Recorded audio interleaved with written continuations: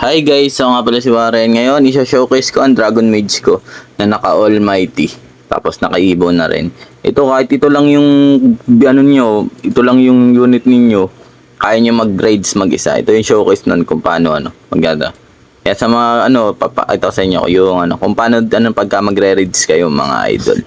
Nagamit ang Dragon Mage. Kailangan nyo lang ng dalawang pababera para makakuha nyo yung Dragon Mage. Kasi ang Dragon Mage is 5,000 pa rin ang kailangan yung yen para malapag siya. Kaya ang unang ginagawin nyo, magpapera muna kayo. Pero ito mga gantong hero, pang LB leaderboards. Kaya sa mga gusto magpa leaderboards yan, PM lang ako, comment kayo sa akin. Tulungan ko kayo, mga idol. Yan. May Dragon Mage tayo, mga idol. Nakuha ko lang kahapon. Bali, 3 na Dragon Mage ko sa iba't ibang account. Apat kasi yung alt account ko. Ayan, 3 na may yung alt account ko. Ito yung main account ko yung pinapakita ko sa inyo. May 2 pa akong account na naka Dragon Mage rin. Kasi hinapit ko yan.